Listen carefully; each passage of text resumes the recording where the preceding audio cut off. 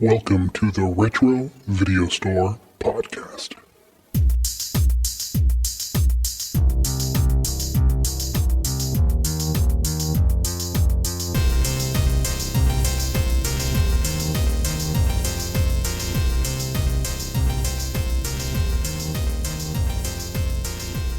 Welcome, everyone, to the Retro Video Store Podcast. I'm your host, Eric. Hi, Eric. And that's my co-host, Neil. I'm Neil, and who is off somewhere in the wilds of Idaho still? Yep. David, out there fighting fires. 2 wildfires made sweet, sweet love and spawned a bigger fire, and David's out there trying to fix it. Yeah. Here we are sitting in our air-conditioned houses. Well, speak for yourself there. You're bitching about I'm sitting in my air-conditioned house. Like, Neil, was that the sound of a fan? Why, yes, it is. Yes. But we are here in the comforts of our house. Yes. Homes. Thank you for not obsessing. Thank you for not obsessing over how he's taking a shit right now. I was thinking about it, though. You are not. Just a David shit in the woods? Yes. So we were originally going to try to do Bachelor Party with Tom Hanks this week, and it is impossible to find right now. I checked every single streaming service that I have and checked just generally everywhere, and I could not find it. I even almost was tempted to buy it on Blu-ray, and the only Blu-ray that I could find was a different region than my Blu-ray player was, so I didn't buy it. So hopefully it circulates back into streaming soon, but it's a funny as hell movie, and we didn't get to do it this week. See, what I should have done was I downloaded that app. We had the listener that talked about, I'm gesturing like everybody can see what I'm doing. All I know is on my phone, it's got like a yellow sort of triangle made out of other objects on a black field. You click it and it tells you what's streaming where. Can't think of the name of the app, and my phone's all the way across the room, so I'm not going to go get it. Pop that in and then typed Bachelor Party, and it told me like right there, like not available anywhere right now. Mm-hmm. And I was like, okay, Vacation. It's like, oh, you can get it here, here, and here, but you got to rent it. Yeah, that's what I went up doing. So today we decided that we're going to do National Lampoon's Vacation because it's a timely movie for this time of year. People, either have gone on vacation or coming back for vacations, or currently before the new school year starts. School has already started in my area, and I think it has started for you as well. Same here. Yeah. Kids getting ready to crank out week 3. And this is going to sound old. Remember when school didn't start till after Labor Day? Mm-hmm. Yeah, back in the day. Very much so. Mm-hmm. But I also remember it starting at 8:30 and us getting out at 3:30. Yeah. Now my kid's taking a 0 period that starts at 7:34 and he gets out at 3:20. It's the same as my son. He takes a zero hour and gets out at 3:30. Yeah. But this is really interesting. Talking about our kids. We are going to talk about National Lampoon's Vacation, which I hadn't seen in a while. And it's still funny. Still super funny. I enjoyed it. And it made me chuckle quite a bit. And I can relate to Clark Griswold. I think the older you get, the more you can relate to Clark, especially in Christmas Vacation. Clark fucking made me mad. Clark, he was a dick in this movie. He's such a fucking asshole in this movie. He is such a fucking piece of shit. We'll get into it. As I was watching, I was getting steamed the more I watched it, and it wasn't just because of shenanigans. It was just because Clark's a fucking asshole. He is an asshole, but he has no self-control. Gives into his baser feelings. But before we jump into Vacation, let's do what we always do. Neil, what did you watch this week? Well, I saw some trailers for movies. I went to the theater. I'll tell you which movie in a sec. But I saw 2 trailers for 2 movies that I really, really want to watch. One was and I don't know if they're both A24 flicks. One's A24 flick called Heretic with Hugh Grant. I have not seen the trailer for that one yet. Where two girls come up and they're proselytizing for a church. They give the illusion that they're Mormons because they have that black, the black name tag they always have on. Yeah. Whatever, so-and-so, and then they want to like talk to you. And no matter how many times you tell them to fuck off when you're in the front yard, can we help you with that? I'm like, no, fuck off. And then your wife yells at you from the kitchen window to be nice and not scare the little boys. Sorry, it's just something that happens in my life from time to time. That looks good. I have not. What? Hugh Grant traps him in the house and shenanigans ensue.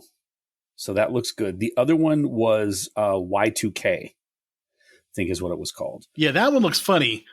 Kind of a Jonah Hill comedy, throwback comedy to the Y2K bug. And what if it actually happened? Yeah, and everything starts killing everything. Everybody, the critters, god damn it. The technology starts killing people. There it goes. So those were, excuse me, those were the trailers that were showing before I saw the movie, which was Aliens, the new Aliens flick. Alien Romulus. And I have to say, it was predictable. It followed a very, very familiar pattern of what was going to happen. You got to see, everyone knows that the Weyland-Yutani Corporation is just evil to its core. You get to see a whole other side of the Weyland-Yutani Corporation that lets you know it's far more evil than you ever thought. Great special effects, a lot of great practical effects. The suits, the face huggers are wheeling around all over the place. Those were practical. Great last girl. And you know, it's an alien movie. You think like, okay. Oh, we got out. We're safe now. No. There's another alien. You got to deal with some more aliens, and that's going to put your life closer to jeopardy. And of course, what happens at the end of every it's not going to be a surprise. You've seen the Aliens movie. They go back into cryo sleep at the end, but it's worth seeing. I enjoyed it. It was pure carbohydrates. It was a carbohydrate movie. I do want to see it. It's on my list to see.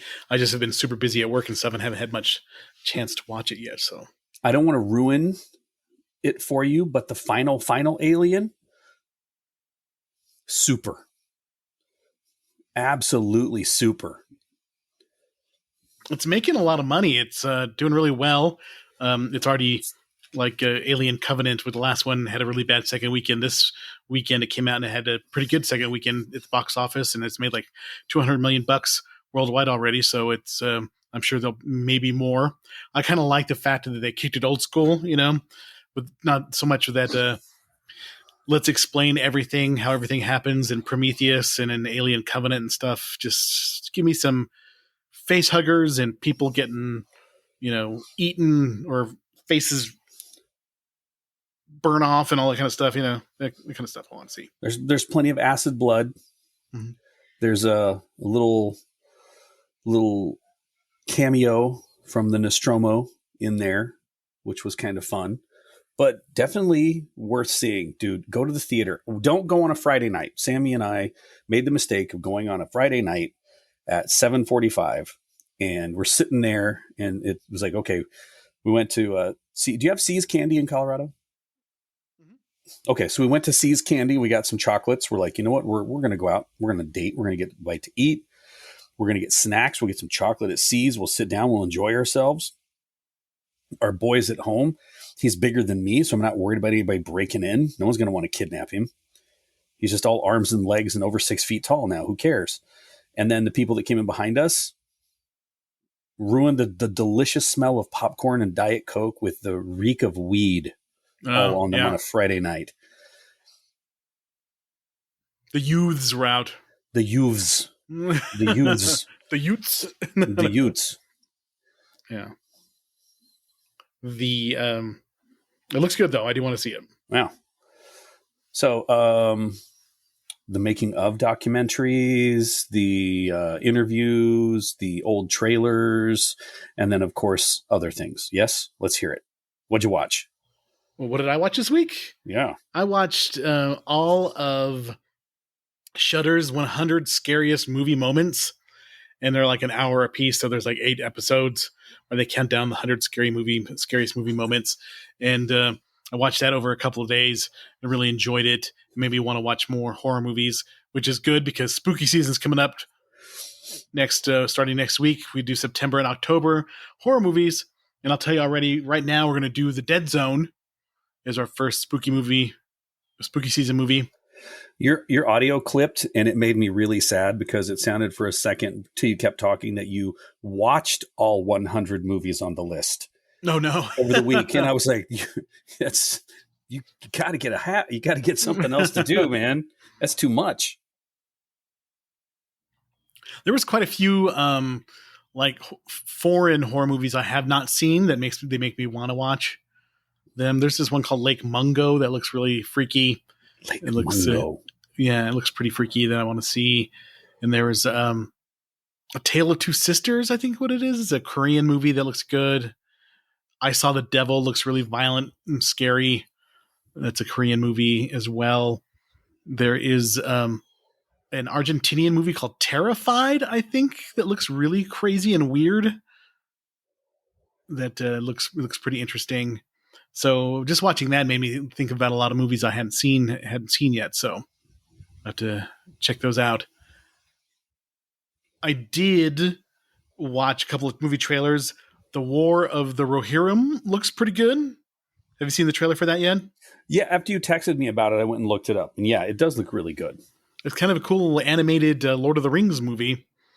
And yeah, who thought the guy with a nickname of Hammerhands would kill somebody by punching them?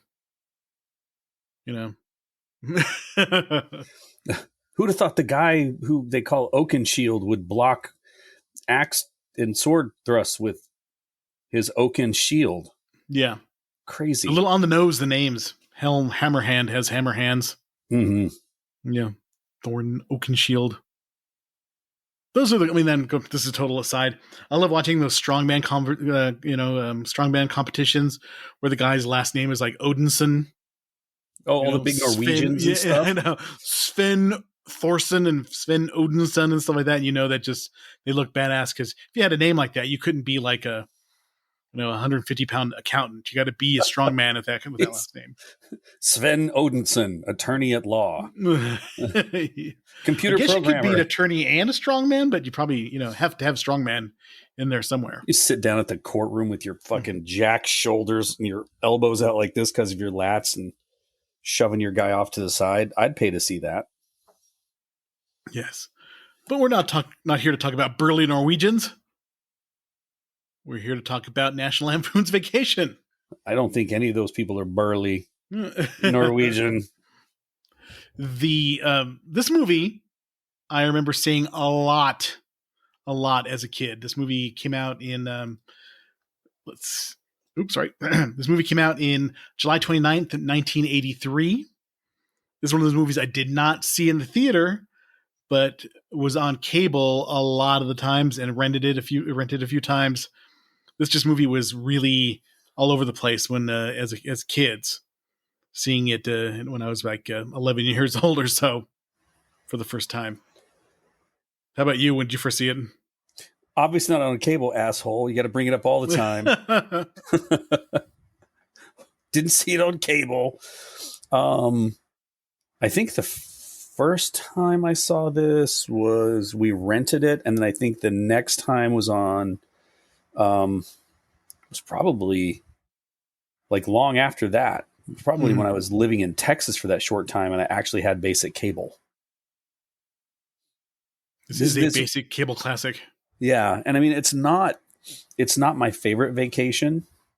So it's not one that I sought out. I probably only seen this a handful of times, and after watching it this time, I realized I just freaking hate him. You hate Clark or you hate Chevy Chase? Oh, I hate Clark. Clark's a douche. Chevy Chase, by all accounts, is not such a wonderful human being to be around. Yeah, I was going to say, he's an asshole in real life and has had many feuds, especially he had a feud with Bill Murray and wound up beating each other up during the SNL days. And, he's quite a prolific alcoholic at one point, and the cast of the Community hates him. And, he's burned a lot of bridges along the way. My money's on Bill every time. Yeah. And Bill, there's some issues with Bill too, but still, he's the way to go. But not Clark W. Griswold. That guy's a dick. He is a dick. But before we started talking, before we were recording, I do relate to Clark in some ways. Probably more in Christmas Vacation and in this movie, but I still, relate to it. But as a kid, I totally related to Russ, Griswold, and Audrey, because that was the experience of us as kids going on vacation and all the mishaps and issues that were going on. I'm sure we'll talk a lot about our summer vacations as things go on as we continue. But do you want to hit us with the Internet Movie Database tagline? The Griswolds family's cross-country drive to the Wally World theme park proves to be much more arduous than they ever anticipated. Yep. Directed by Harold Ramis. Harold Ramis is pretty awesome.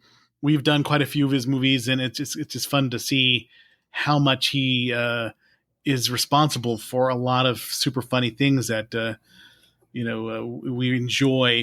Obviously, he was in SCTV and Animal House, Meatballs, Ghostbusters, Stripes. He was responsible for a lot of really good movies. Animal House, I still think is funny. It's got some issues now, viewed through today's lens, but I still think it's funny. Meatballs, I have not seen in forever. I just remember enjoying it as a kid. Caddyshack is still funny, especially with Rodney Dangerfield. I've seen that a bunch of times as kids. Especially as a kid, you wanted to see the gopher, but didn't really understand all the boobs and drug use and all the other kind of stuff that was going on. Gunga Galunga. Stripes, saw that. My dad took us to see that in the theater as my sister and I as kids. Still super funny. John Candy is amazing in that one. And then 83 did Vacation, and then 84 Ghostbusters, and Back to School the same year. And Back to School we just did a couple of weeks ago. So yeah. Rover Dangerfield. I guess I'll have to watch that because it keeps coming up in our notes lately. Groundhog Day, and then unfortunately he died a couple years ago in 2014, so 10 years ago. Doesn't seem that long, but he was responsible for a lot of cool stuff. He keeps getting the shout outs in the new Ghostbusters films though, so they're trying to keep that around. Good on Harold Ramis. As I'm just so fucking mad. I hate Clark W. Griswold as a human. Well, since we're talking about it, go ahead and talk about Clark W. Griswold. Okay, first off, Clark W. Griswold. He's got this ideal in his head, right? Of what he wants to be as a dad. He wants to be this like sage figure. You can see it in the way he wants to talk to Russ and connect with Russ, but not with his daughter. He doesn't do that at all. He doesn't give a fuck. Doesn't want to talk to his daughter at all. She's just not even in the equation. But see, here's the thing. At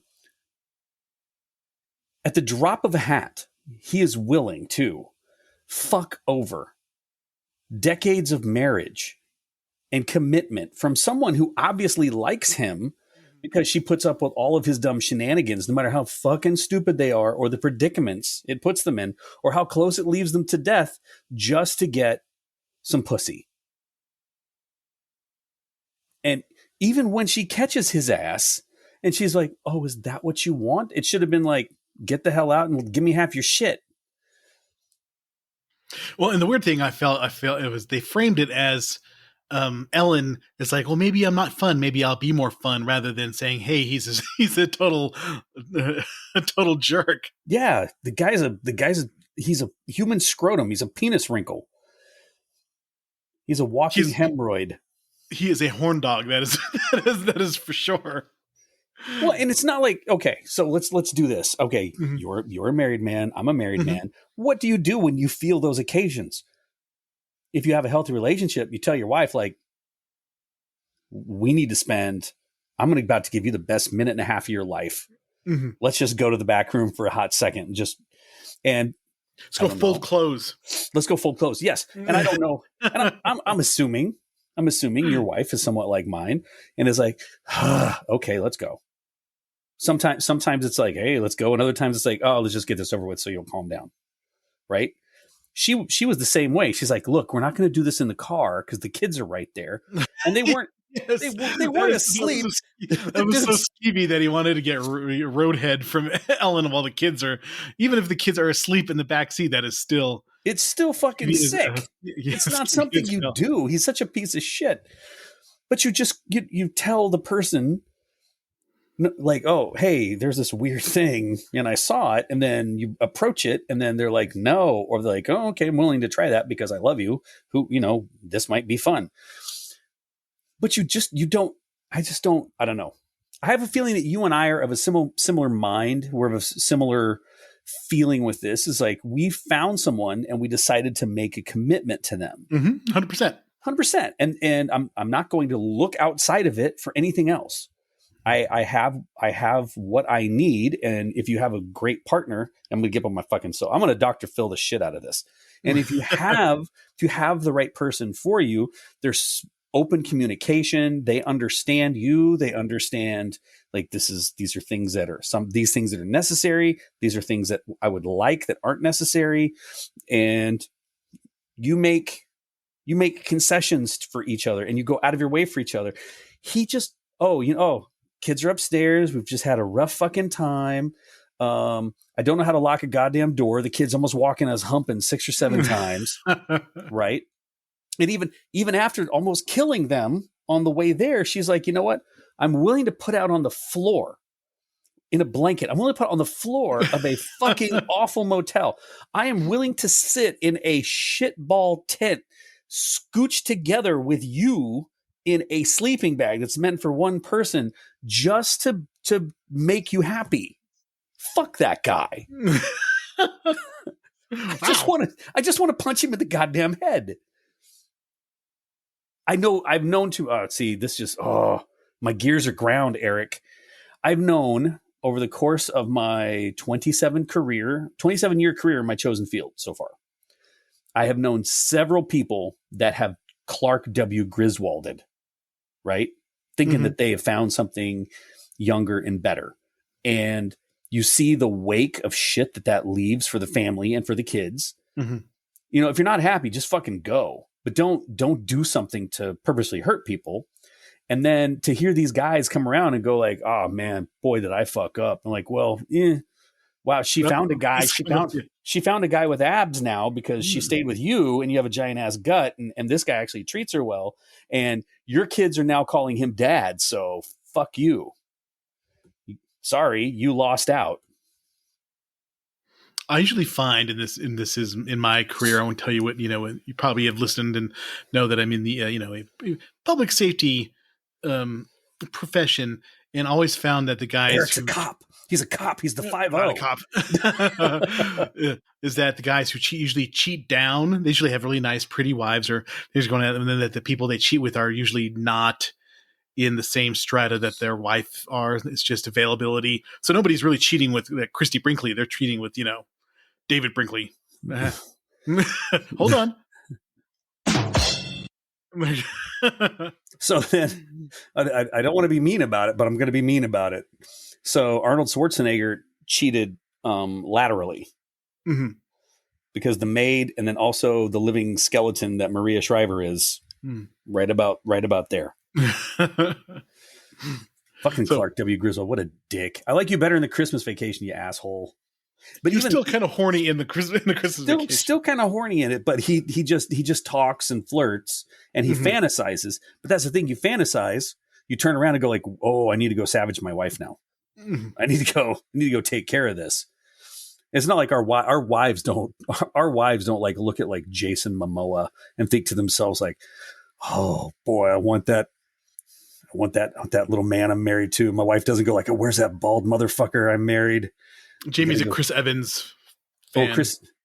Oh, how's that feel? How's that feel? It's like she's married to a brown man and she chooses the whitest man possible.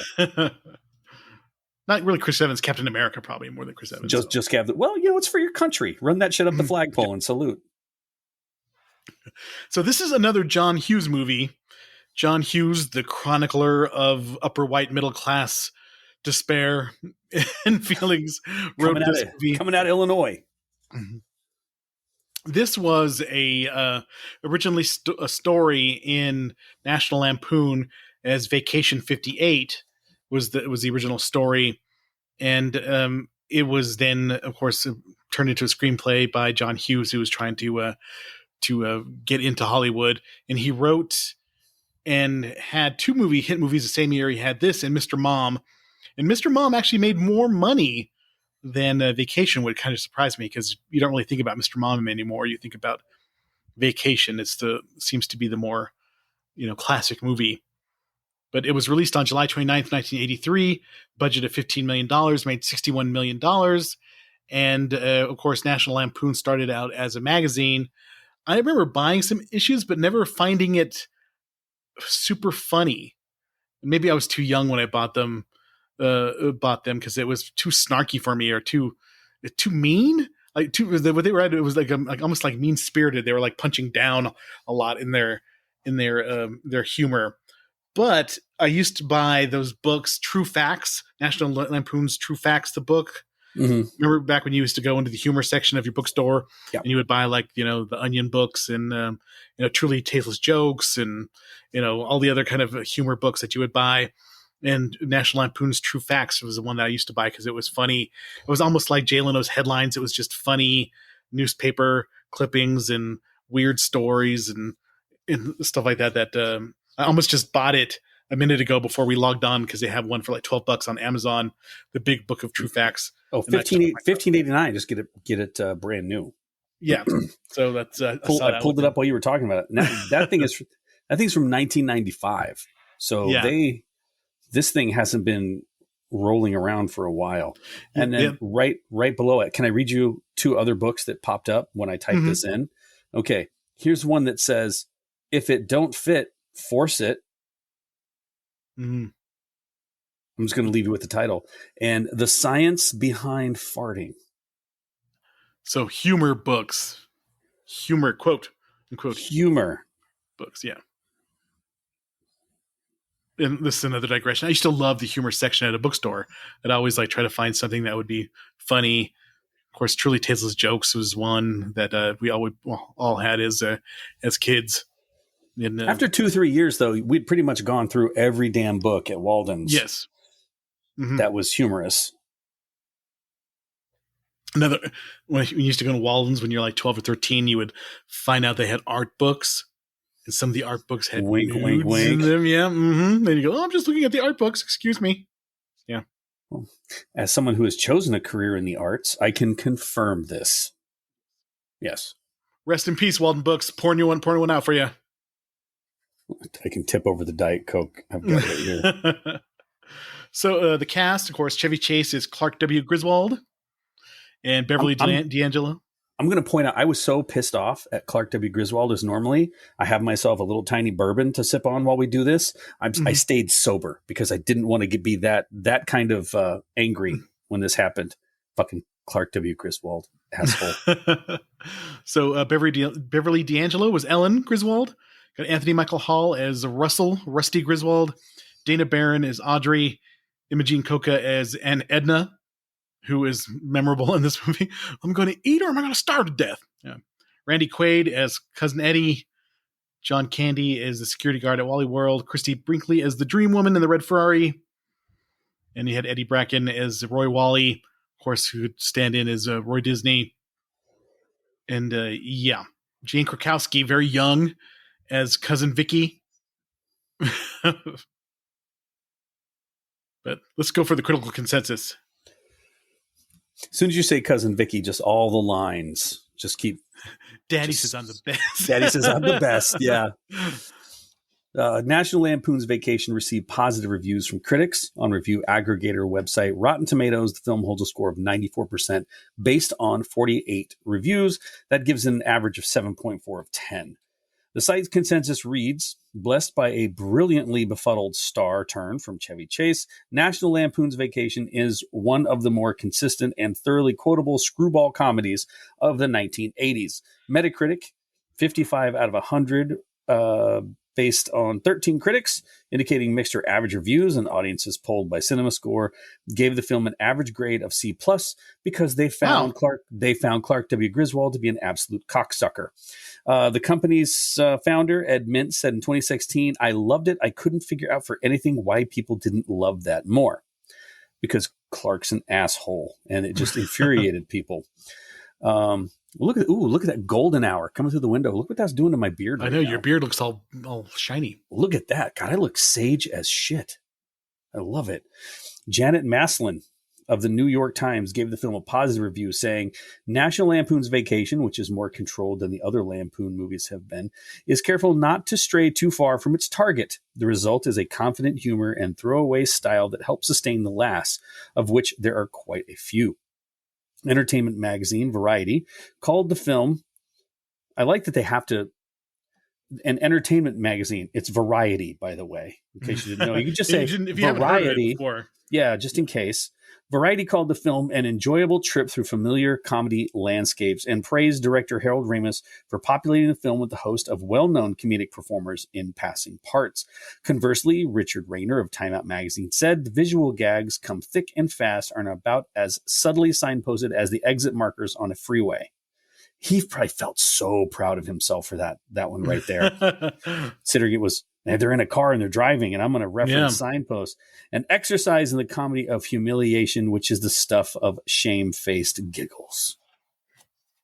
All right. I did watch the Ebert and Roper at the Movies review of it, and they both enjoyed it. Both gave it thumbs up. They thought it was funny. And yeah. And what do you think of when you think about this movie? What song? Holiday Row. Really the only part of that, I didn't even know it was Lindsey Buckingham for years and years and years and years, is when I would hear that, like in a commercial, I would just go, row, row, row, row, row, row, row, row. That was the part of the song that sticks with me, is the dog barking. Lindsey Buckingham has an unusual solo career out of Fleetwood Mac. Has some good songs. Trouble, that's a good solo Lindsey Buckingham song. I think I'm in trouble. Did he write this one just for the movie? Because it seems a little kitsch. Yeah, I think it was made for the movie. Okay. Well, that would make sense. It just seemed a little kitschy. This movie is filled with lots of SCTV personnel. Of course, Eugene Levy as the Lou Glutz Motors, trying to sell them the car when they wanted the Arctic Blue sports wagon, and they get the family truckster instead. Yep, Arctic Blue. Eugene Levy, what a career that guy's had. Yeah, he's still, with Schitt's Creek, and he's the movies with Christopher Guest, and he's had a long career. Doing good. His son is also out there, because I think we talked a few episodes back, like Sammy and I watched the movie his son wrote, and it was about his son's husband dying and dealing with death and stuff like that. And good writer. And have you seen Schitt's Creek? No, Jamie loved it, but I've only seen a few episodes. It was funny when I watched it, but it's freaking hilarious. That's like if I need to do something at the house and I just want something on, I'll put on either that or What We Do in the Shadows, if I'm like vacuuming or cleaning or something. You know what TV show is on all the time that you cannot escape in reruns is Modern Family. And Modern Family, I will say, is a sensible chuckle show. I see it and I'll go, yeah. I don't get a lot of Modern Family just because I cut the cable. I'm all streaming now, baby. Yeah, we have YouTube TV, so I don't really have cable anymore, but it's always on like TBS or TNT or E or all those kind of middle cable channels. It always has Modern Family on it. And it's like I said, it's a sensible chuckle if it's on, and you kind of get a few laughs out of it, but it's never like a knee slapper, a hoot, as they call it. Your beard is glowing in the sunlight. Look, wait. I got to do it. If you look at my beard over here, it's okay. But when you see it like this, it's spectacular. I wish you could see it, audience, all four of you, that there's the sun is shining through Neil's window, and there's a glinting off his beard in golden hour time. I got all the white in the undercarriage. It's really hitting the light. Yeah. There we are. So, did your family ever have a station wagon? We had a Pinto. There was a station wagon when I was really, really little. Dad was stationed at Fort Sill, I think, at that time. And so we were in Oklahoma for a little bit. And I know we may have had a station wagon because I remember sitting in the back of it to go to drive-in movies and watch Ultraman and stuff like that. Then we got a hatchback Pinto, which is a miniature station wagon. Mm-hmm. And then my dad had a green Ford El Torino station wagon. And that thing was a tank. And that thing was so much metal. I remember opening the back gate to get into the into the back door to get into the back area where you could just crawl over the seats and, with no seatbelts on, climbing all over the place. Yeah. And that thing was, it could take take a beating. But that was a station wagons. They said this movie was responsible for the decline in station wagon sales because it was viewed as such a terrible car that they dropped. I don't know how much, how true that is, but it was anecdotal in some of the trivia that I read about the movie that it was responsible for a fall in station wagon sales. I never really paid attention to it, but if you watch the movie closely, it's always squeaking. The station wagon's always squeaking and knocking and stuff. It's always making a bad noise. I never paid attention to it before. And one thing that I noticed, Clark is an asshole, but he's also just spaced out all the time. Where he's noticed that he's washing, Ellen's handing him dishes, and instead of putting them in the dishwasher, he's just kind of like wiping them off and putting them back into the cabinets, and he's just doing stupid stuff most of the time. Be present, Clark. Be present. I did love their Apple IIe computer that they were that Clark was ahead of his time mapping out their trip on. Good old Apple IIe. That's one thing I did like a lot about this movie is it reminds me a lot of early 80s kind of life. And like I mentioned in Tron last week, I love the early 80s. It's just something so fun about the early 80s aesthetic, video games and technology and, that kind of stuff when I was like 10 or 12, like 10 between the ages of 8 and 13. That is just like my favorite time of like technology and things like that. It was just lots of Lacoste polos. Oh yeah. Tons of those. Just tons of those. That was the popular polo brand. Favorite piece of 80s technology? Yours. Let's hear it. Favorite. Oh my God. You had to narrow it down. The VCR? Yeah, the VCR. So remember that little tiny Sony Walkman that was like almost just a slightly thicker than a cassette? Yeah, that was the expensive one. And it had I saved up and bought that thing. I had that thing up until cassettes died. That thing was badass. I had the big bulky Walkman to start with, and I think eventually I got a smaller one, but I had the big one that had like the strap that you would put over your. It was big, and it took like C batteries instead of a AA. But I was always super jealous of the kid who had the thin Sony Walkman, not a knockoff AWA or a Sanyo Walkman. It was the real Sony one that would, like you said, you could pull it out a little bit, and then you pop open the top. Mm-hmm. And then you put the cassette in and close it, and it had the cool orange headphone phone. And it would automatically reverse the tape. Oh, it would go to the next. Oh, yeah. I saved up and got that because I got the motorcycle when I was 13, and I wanted to be able to listen to music when I was driving back and forth from Farmington. And the big jump in headphone technology is when it went from the foam over the ear to the little plastic ones that kind of went inside your ear. Mm-hmm. That was the shit. If you had headphones like that, that was pretty awesome. And that they came with that Sony, and then they folded up.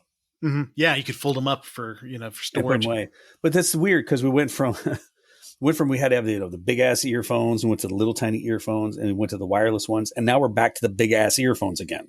Yeah, I just bought Andrew a pair of Beats over the ear headphones last week, and he enjoys them. But they were on sale at Target, so. The kids call them something else out here. But They call them sped phones. sped phones, really? Yeah, because not for a nice reason. I think you just put it together. Yeah. Mm-hmm. Yeah. It's not for a nice reason, but I've heard them referred to as that.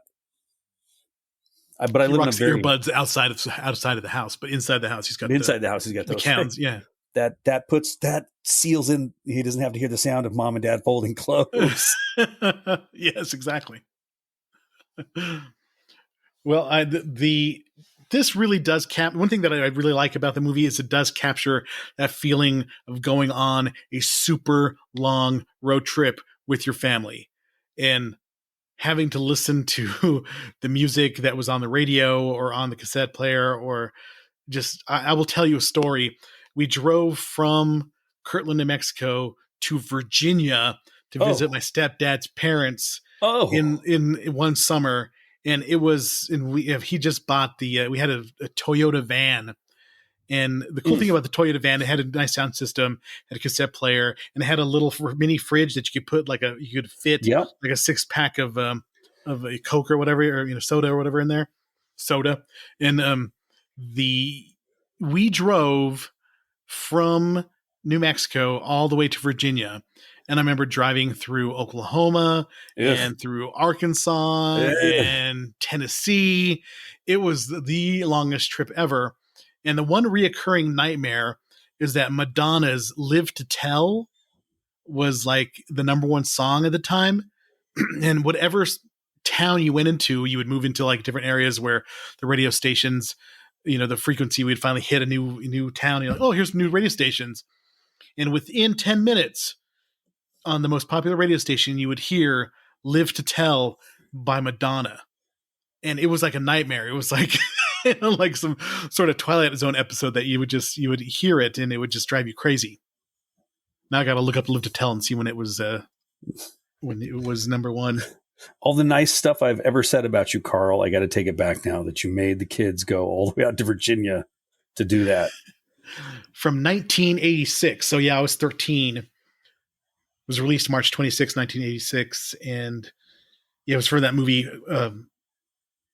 Close Range with Sean Penn. At Close Range. And yeah, it just haunted us. It was everywhere. And I remember another time we were driving, I think we drove to Denver, and the church under the Milky Way was everywhere. And no matter where you went, it would haunt you. But we could not get away from Live to Tell. It was a nightmare. Here's the great thing about going on a trip with my dad. There was no radio. Oh, really? Nope.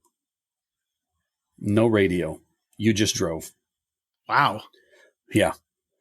Now, if there was a football game on he wanted to listen to, we would find it on AM radio and we'd listen to it. But my dad is one of those guys who like twitches and jukes when he watches sports. So there would be a lot of like little weird things going on. My mom liked to listen to music, but my dad, I think Anne Murray and gospel songs were like the top of the list for him. If it was my mom on a long drive, you got to listen to rock and roll, a lot of 60s rock and roll. And then she had a few people that she liked, like John Cougar Mellencamp and things like that were more contemporary of the time. But never went as far as like Virginia, but we would make trips from from back and forth to Oklahoma all the time. And that was just like a straight 12, 14 hour slog to get there and nonstop. Well, it reminds me when we were driving to Virginia, it was getting late, and this is way before Travelocity or being a Marriott Bonvoy member or finding things on just finding your hotel on the internet. You would drive to a hotel and you would see if they had vacancy, then you would stay at said hotel. And we stayed at the skeeviest hotel in Tennessee. It had like mirrors on the ceiling, and there was like and ashtrays under the bed that still had cigarettes in them. It was pretty bad. That was a terrible, terrible trip. Having driven through Tennessee in the early 90s on a trip from college, I cannot say that I am surprised by this story from my experiences in the great state of Tennessee, at least trying to find a place to a place to stay. I have other stories about things that happened on my way out to Florida, but it just was because of my companions, and that was what caused all the problems. One thing I noticed, that Kleenex box that was on the dash. Yep. Everybody had that Kleenex box. It was the Kleenex box with like the colored trains on them. Yeah. The train cars. Clearly remember my grandmother always having one of those. Yeah, that was supposed to be the most, popular Kleenex box design at that age. When he's looking for the gas tank on the new car, it reminded me we went on a trip and I had bought a brand new Mazda 3 and I could not figure out how to get the goddamn gas cap open. I figure what happens, like if you park the car, you had 90 seconds to get out and open the gas cap. Otherwise, it would automatically lock on you, and you had to go turn the car on, turn it off, and then it would unlock, and you could open the gas cap. Where Andrew was younger then, and we would like have to get him out of the car, and so I was like, how come I can't open the gas cap? Then I finally figured it out. I felt much like Clark Griswold in that moment where I couldn't find the gas tank. Did you sit there and literally tap the metal of the car with the hose? I was trying to push it, and then it wouldn't unlock. It was just, bad. One part that, Harold Ramis says he regrets about the movie, but I think is a universal experience, and everybody says it, is if you are traveling and you wind up in a bad part of town, what do you say? Roll them up. I still do that to this day. If we are in a bad part of town and inadvertently, or even if I'm driving around the town that I live in, if I get in a bad part of town, I'm always going roll them up. On that. I do very specific things, but just to make my wife angry. Mm-hmm. So we will see groups of people that have more melanin than ourselves, mm-hmm. and we'll be stopped somewhere. I know, and they'll be walking or something. And these were people like dressed in church clothes because there's a big church right near us. And I hit the lock on the door. It's like just like Linda Blair, the head snaps. It was like, Neil, what are you doing? They could hear that. And I would like click it a few times just to do it. Just to be an asshole. Not an asshole Clark W. Griswold style, but still. Because that guy's a dick. He is a dick. But that part is always super funny to me. And Harold Ramis says he regrets doing that because he thought it was kind of like, perpetuating bad stereotypes and stuff like that. But everybody... It's not a stereotype. Scared white people from the Midwest do that shit all the time. It reminds me of the part at the beginning of Office Space where Michael Bolton is listening to gangster rap in his car really loud, and then he sees two black guys walking towards him, and he turns it down, and then he kind of reaches underneath his arm and do that, and it locks the door. So we first got married, and this is maybe 8 months after we'd been married, so it's still 1999. We were going to go down to Disneyland because we couldn't afford a honeymoon right at the time. Mm-hmm. So we decided, okay, you know what we can afford? We can drive down and we'll spend a night and we'll live it up and we'll just eat bad food at Disneyland. That's going to be how fucking fantastic. We're living life on the edge. And I took a wrong turn and we ended up in some fucked up neighborhoods. But I will say, thanks to my little bit of Spanish and all the curse words I knew, thank you, New Mexico. When I rolled it down, they're all staring at me because, obviously I don't look like I belong in the neighborhood, but with enough Spanish slang to tell them like, hey, I'm stupid. I totally got turned around. I'm trying to find this hotel, and then just get like some OGs. They're like, fucking stupid. You got to go back down here and turn. You're in the wrong place, homie. You shouldn't be this white and be here. Thank you. I'm trying to leave. Very nice, though. But when we started driving away, that's when I first clicked the lock. And I knew that would set her off. So I've been doing that for quite a while. Of course, we talked about it earlier. Clark is a horn dog, tries to get Ellen to give him a road head while the kids are in the back seat, but they know what's up. And they peek over and they're just like rolling their eyes because they know what a dork their dad is. And of course, when they're in the hotel room, like you said, they're laying on the floor. And it always makes me laugh when Clark comes up from under the covers and he's got the panties on his finger and he's like, Yeah. don't you kids knock? It still kills me. It's so stupid, but it kills me. I like when they go to Dodge City. This movie it's a fun movie because it's just little vignettes to go from certain areas, from one adventure to another. And then Cousin Eddie is another person that I think that everybody can relate to. There is a Cousin Eddie in everybody's family. You went to Virginia. You've got some Cousin Eddies in your family. Well, we had an uncle. He was more like Uncle Eddie, and he reminded me of so much of Randy Quaid. And which side of the family? It was my dad's side. He was my dad's sister's husband. Okay. And he awfully reminded me a lot. He was from Texas, and he wore like muscle shirts and drank Miller High Life, and he was just just very much like Cousin Eddie. So whenever I see him, I think of that uncle. And the VA says the plate in my head's not big enough. And they keep that as a recurring theme too. I'll turn on the microwave. I'll wet my pants. I'll lose a couple hours or whatever he says. Yeah. But Randy Quaid fits that character so well. And that's just, he's part of he gets a bigger role in all as the movies go on because he's such a memorable character. And Cousins Vicky and Dale, it kind of reminds me of seeing cousins that you don't really know. You would go visit people, like we go to Albuquerque and they visit, oh, these are your cousins, or this is your second cousin, or this is cousin, and you would hang out with them, and they were like, kind of up into bad things and teaching you bad stuff, and that kind of reminds me of Cousin Vicky and Dale.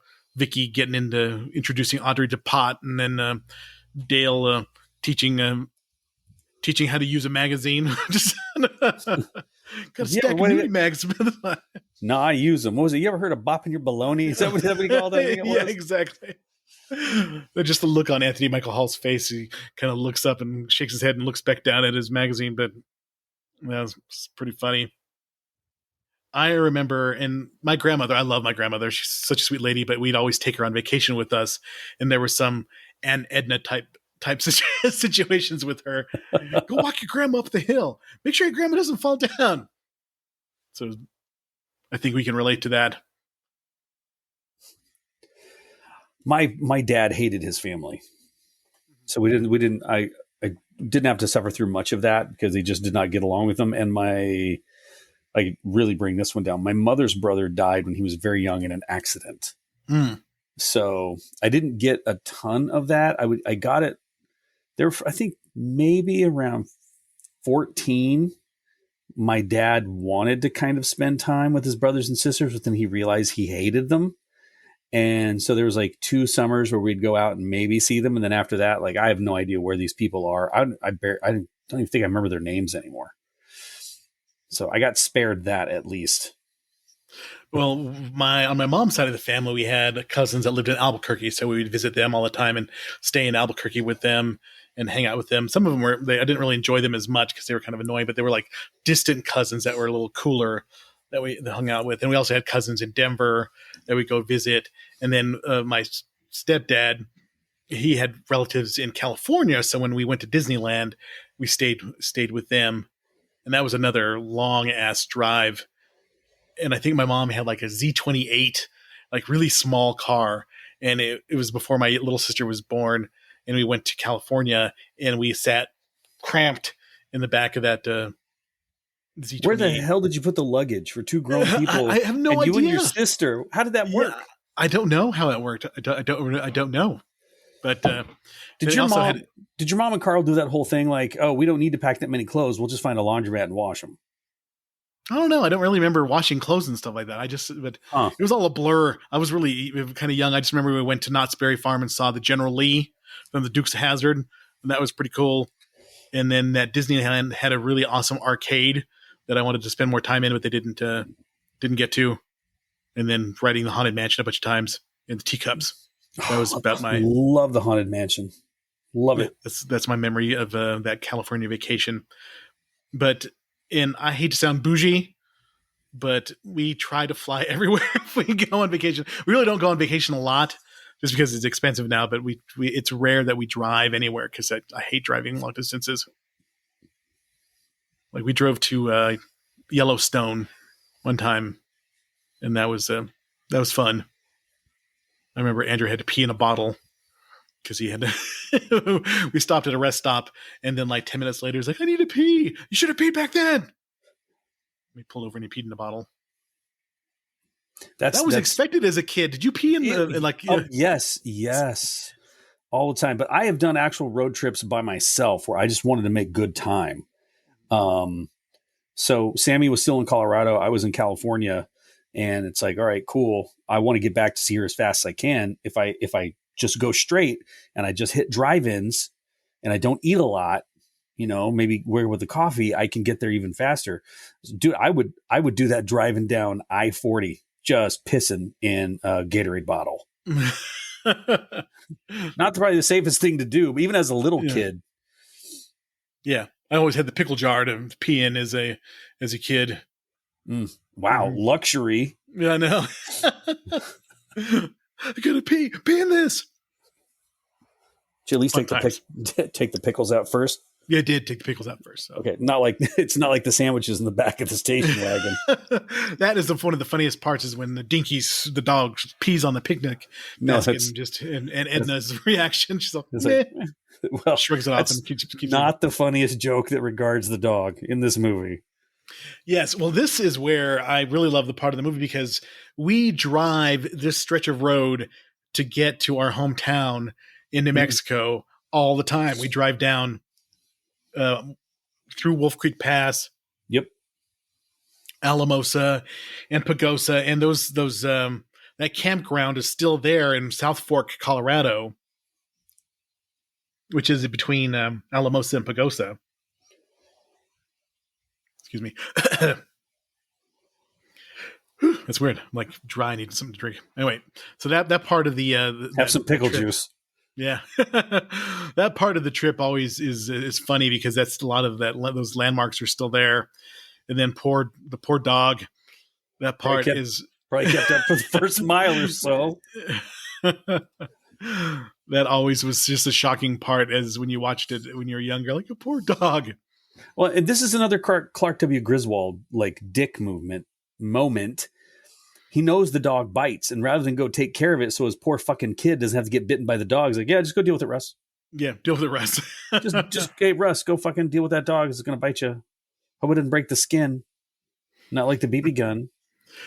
Remember cattle guards? There was when they drive over the cattle guard and the luggage pops off and she loses her like a vanity bag or whatever her bag. It reminds me, I used to see cattle guards everywhere as kids driving around in rural New Mexico. I don't see them anymore. Even when we drive through Colorado, I just don't remember. Well, a lot of the cattle stuff has all moved farther north. Yeah, farther. When I was last out visiting my parents, now they've retired to Oklahoma, drove over a couple, and the kid was like, "What are those?" It's a cattle guard. He goes, "How does that guard against cattle? Cattle are not going to be able to walk across that, and they know that, so they don't. And if they do, they end up breaking their leg, and then you're having steak for the next 4 or 5 weeks." They were in Kayenta, Arizona, which is another, they're back in our stomping grounds. Exactly. Soon as we started getting Colorado and New Mexico and Arizona kind of stuff, I was like, oh, okay, this is familiar. Yeah, then they stop in Pueblo, Colorado at one of the hotels and stuff. So yeah, watching this part I enjoyed mostly for the just being familiar with the scenery and stuff. The one part I did not like about all of that was Clark, because he's such a fucking asshole. Okay, go ahead. Sorry, I had to get that out. One of my favorite parts, though, is when he's trying to have a talk with Russ and he's sharing a beer with Rusty, and he just fucking just chugs that, just takes down that beer. I always thought that was super funny.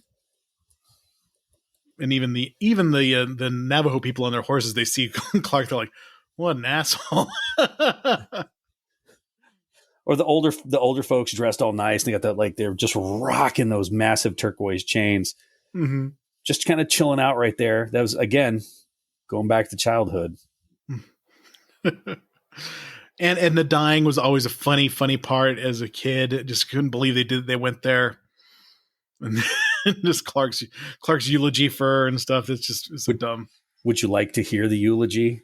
Go ahead.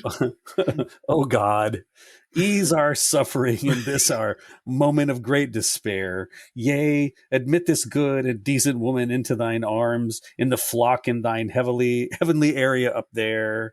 And Moab he layeth down in the land of the Canaanites. And yea, though the Hindus speak of karma, I implore you, give her a break.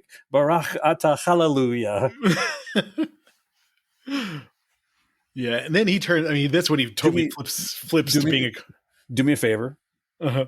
If I go before you, you have to fucking show up, and you have to do this. Land of the Canaanites. You know what? The people that know us are like, that was funny. I need this from you. So please. Of course, they get to Wally World. Clark's just an asshole.